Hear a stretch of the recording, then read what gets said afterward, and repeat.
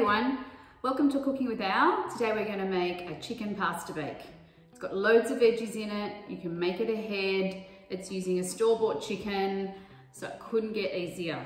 So the first thing is store-bought chicken. Today I bought, just from our local supermarket, this chicken.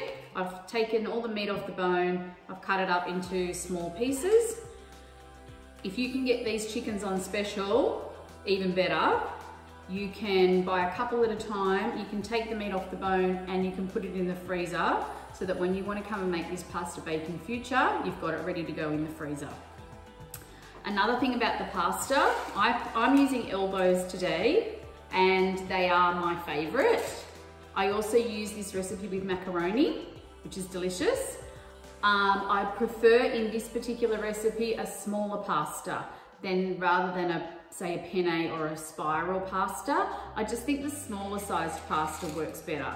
So today we're having elbows, veggies. I had some corn in the fridge, so I've cut off the fresh corn from the cob. We've got green beans, cauliflower, broccoli. I had roasted some sweet potato last week for a dinner that was leftovers, and I had some ham in the fridge that also needed to be eaten.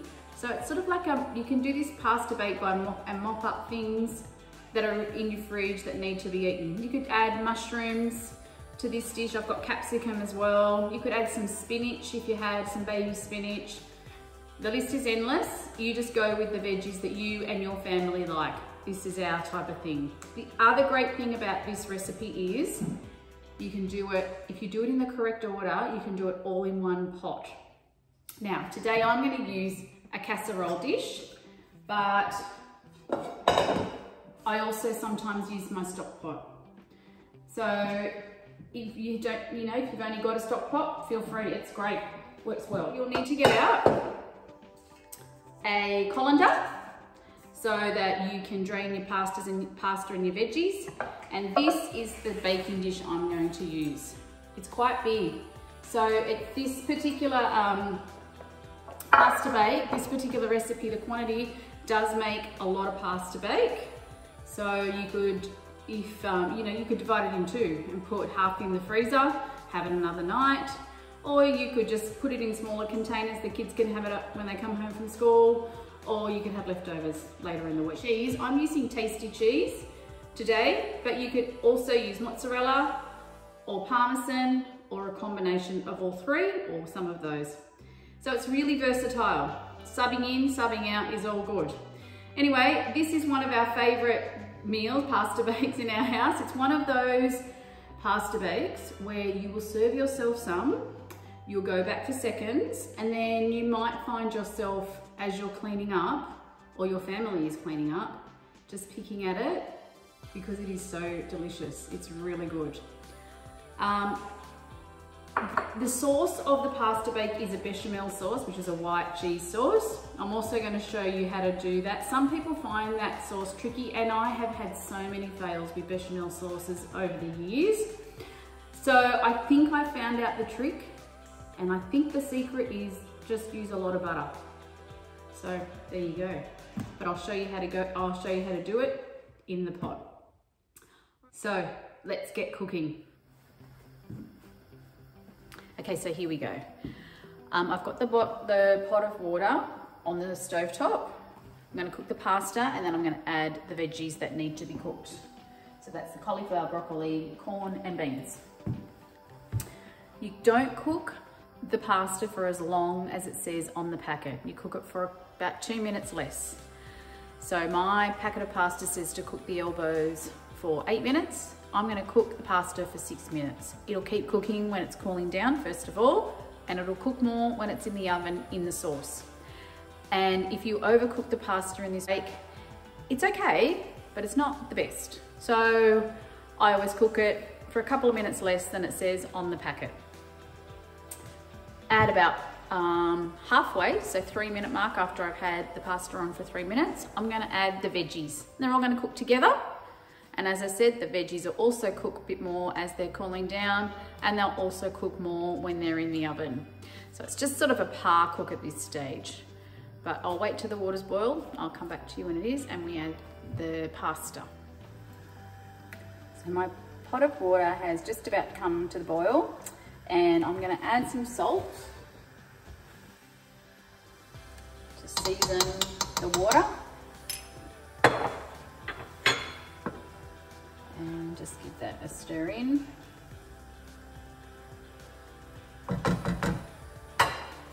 And that's half a packet of elbows, that's 250 grams of pasta. Give it a stir around and leave it in there for 3 minutes.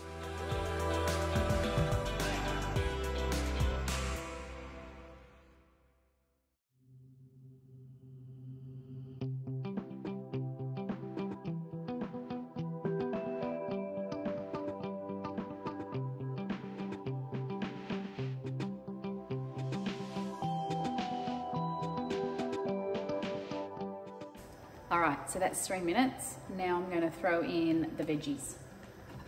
So beans and corn, cauliflower and broccoli,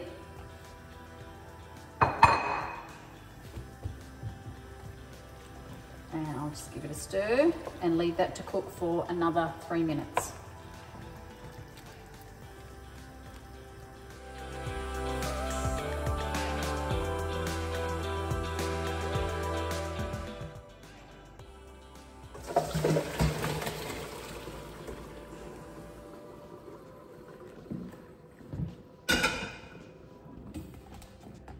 All right, so I'll just leave that in the colander to drain off.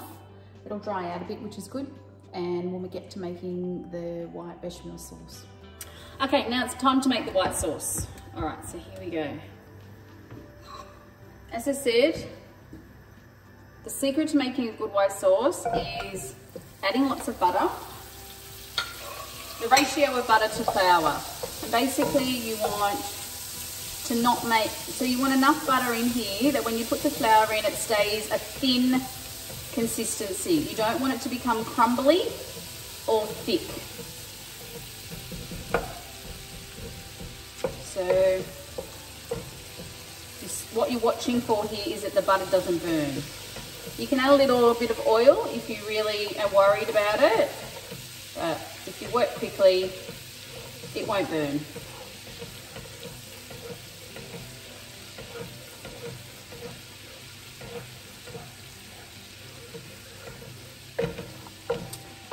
So that's where you want to take it. Now I'm going to add the flour. I'll turn the heat down a little bit in this process. So 3, I'll add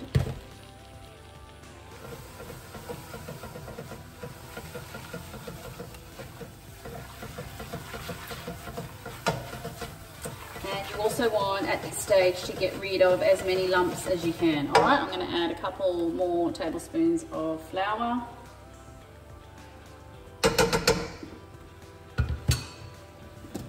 And stir it again.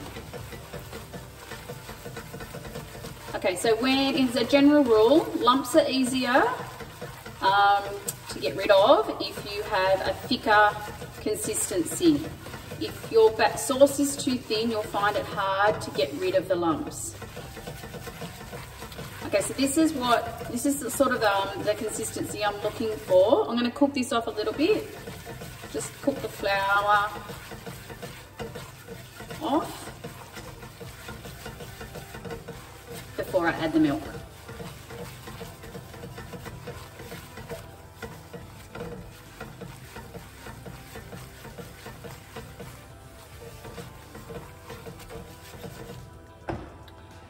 Okay, so that should be enough. Now I'll just turn the heat up again, and then I'm going to add a little bit at a time. It'll thicken, and then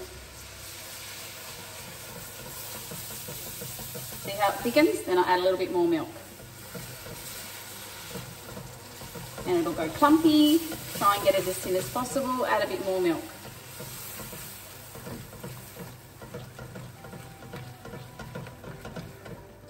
So good workout. You've got your milk in one hand, equal to a weight session. You're stirring in the other. your workout done for the day. Making a white bechamel sauce with lots of butter.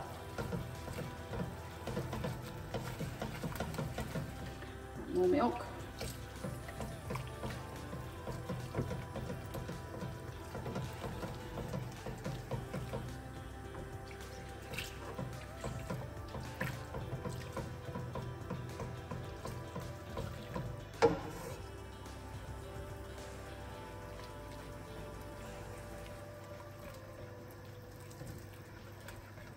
Right, at this point, this thickness is where I would give it a really good stir with my whisk to get any lumps out. All right, I'm gonna add more milk.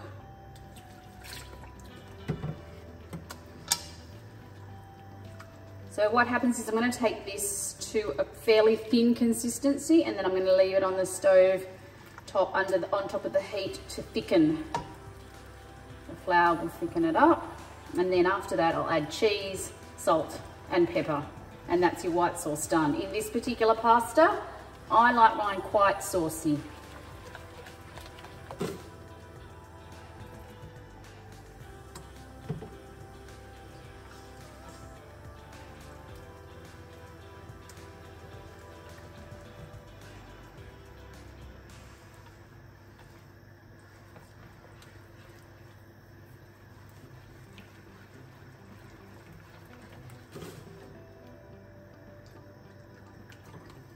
Okay, so I've added about 750 mils of milk there.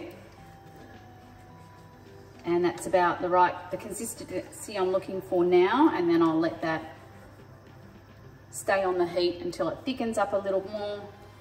Once done, I'll add the cheese, salt and pepper.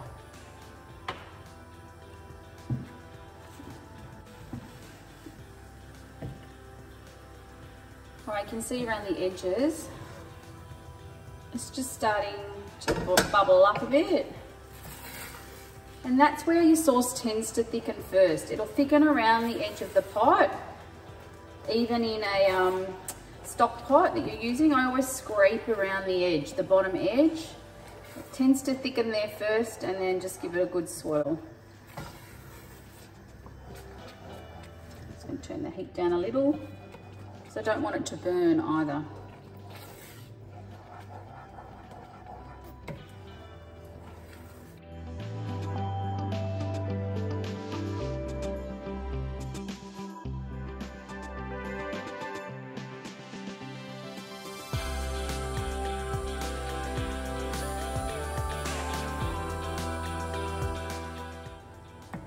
All right, so that's thickened up nicely.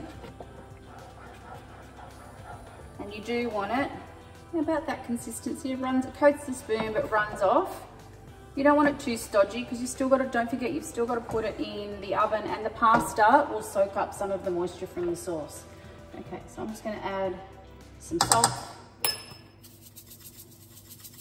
a good shake of pepper. I'll grab my cheese.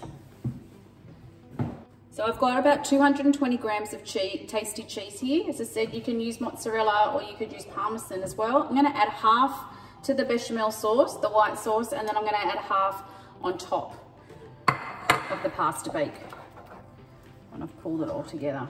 All right, I'm actually going to swap to a spatula.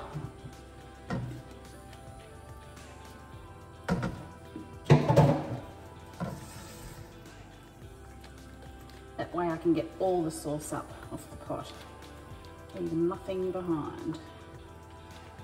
All right, that's melting in the heat, the residual heat. The flame's gone out, so it's just the cheese is melting. All right, that's awesome. Let's leave that there for a moment. Okay, so here we are, baking tray ready to go. So first of all, I add pasta and the cooked veggies. Sort of alternate it all. Then I'm going to add some chicken, say half the chicken.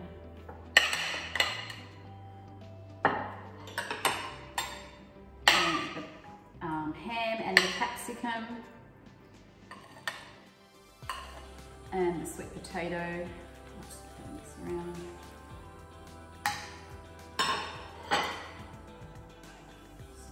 Sweet potato. I'm going to leave the sweet potato in the chunks. Let's pop that one up in half. All right, again, more pasta and veggies. I'm gonna add some sauce. It's really just all about layering it.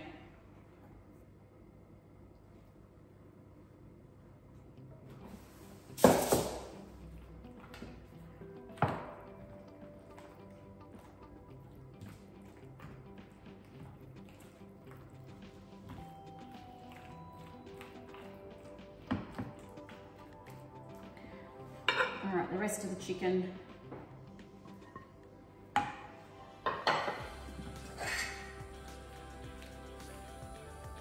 rest of the pasta and veggies.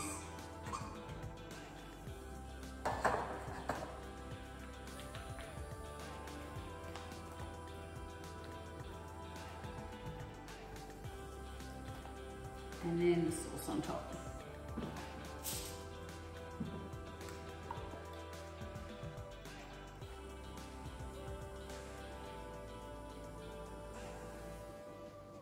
All right, so then I'll just push the sauce into the nooks and crannies of the pasta bake.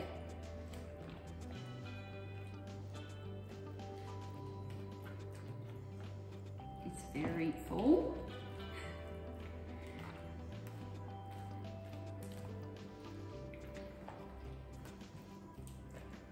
On the edges. And then, as I said, sprinkle the cheese on top.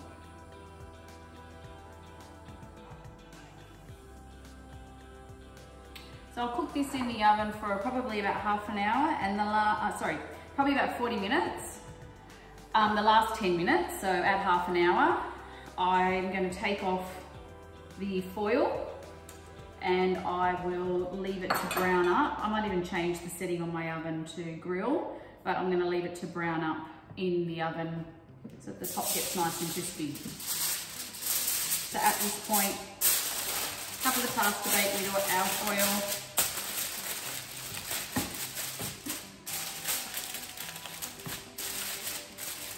And pop it in the oven 40 minutes. I've preheated my oven to 180.